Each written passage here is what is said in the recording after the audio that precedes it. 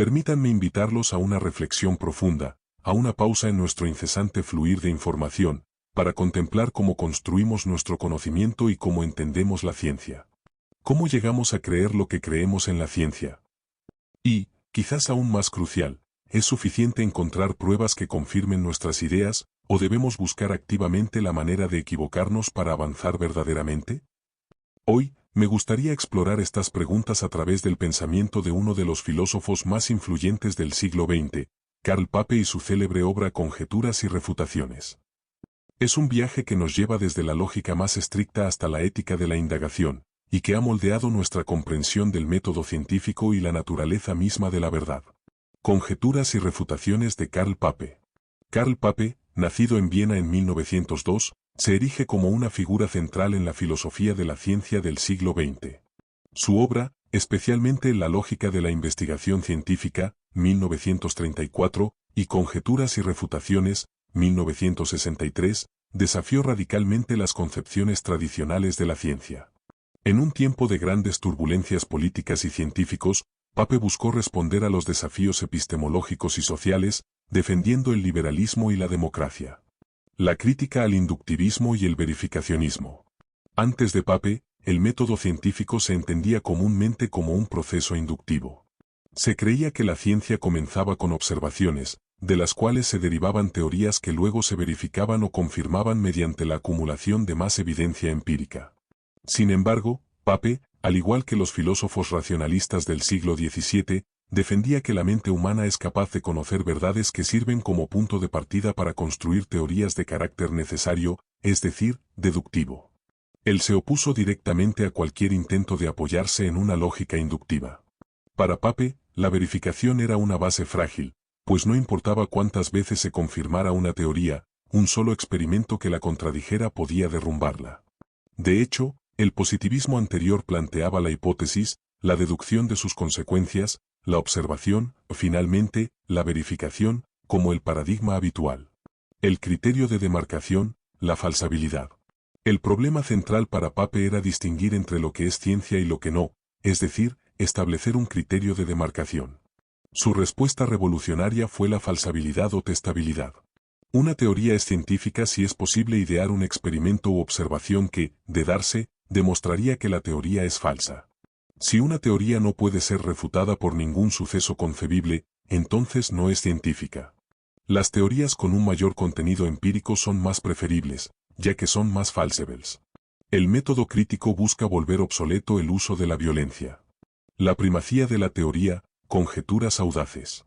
Popper sostiene que la ciencia no inicia con la observación, sino con problemas que surgen de nuestras expectativas o teorías previas. Las teorías son, en esencia, conjeturas audazmente formuladas para intentar resolver estos problemas. La observación nunca es pura o inmediata, siempre está cargada de teoría o impregnada de teoría. Las teorías son creaciones de la inteligencia, un salto hermenéutico. No hay una lógica del descubrimiento, sino que la invención de una teoría es un acto creativo que no exige un análisis lógico. Sin embargo, la ciencia sí implica un casi no método, libre creatividad, limitada por la discusión crítica.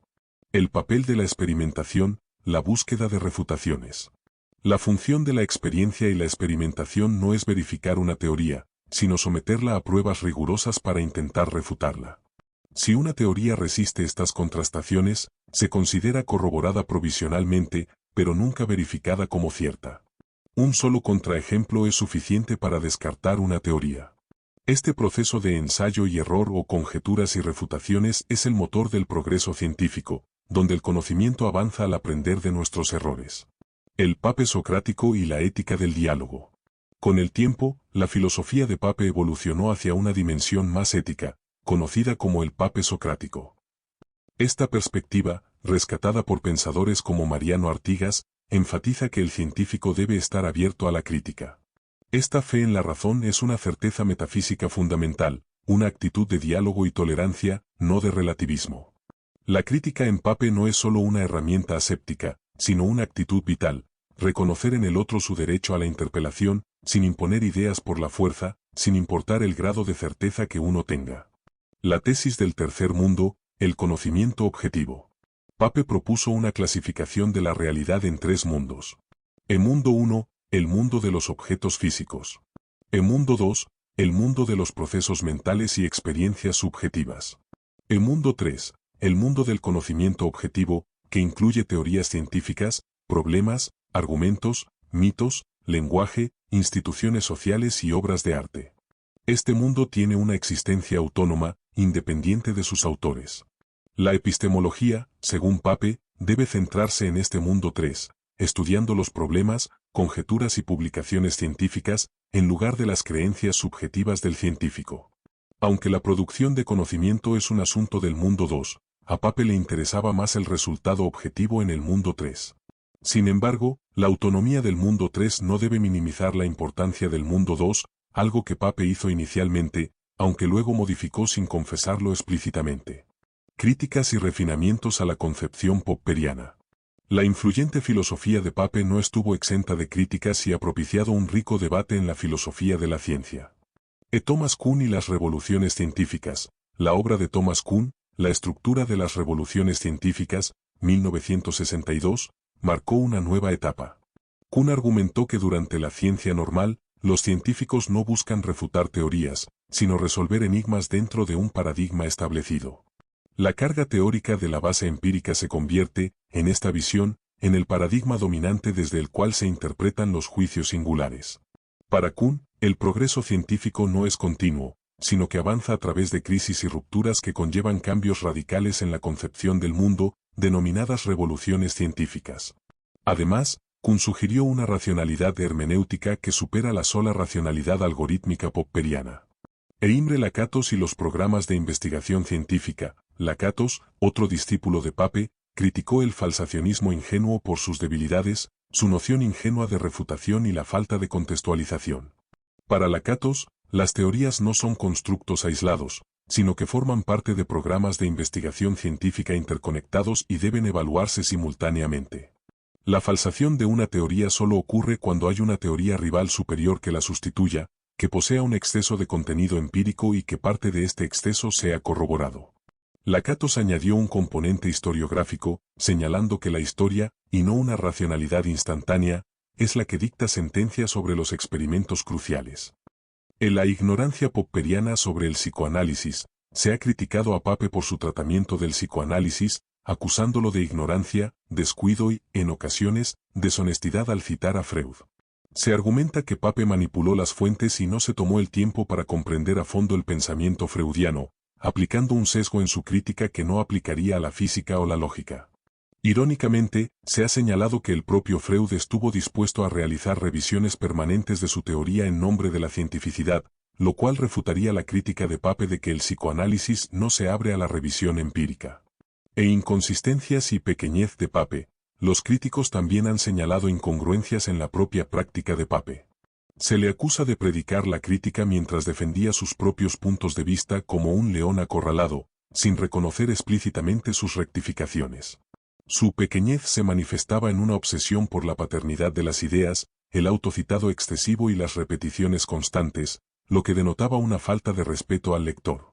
Además, se le ha criticado por subordinar el conocimiento histórico a su uso político inmediato en sus ataques a Platón o Marx, a quienes simplificaba o manipulaba. El todo vale para quienes tienen el poder. Aunque Pape defendía un único método científico, algunos críticos argumentan que su filosofía, al centrarse en la corroboración provisional y la tentativa aproximación a la verdad, podría dar un salvoconducto a quienes tienen el poder para decidir las líneas de investigación, priorizando la rentabilidad económica sobre la pura búsqueda de conocimiento.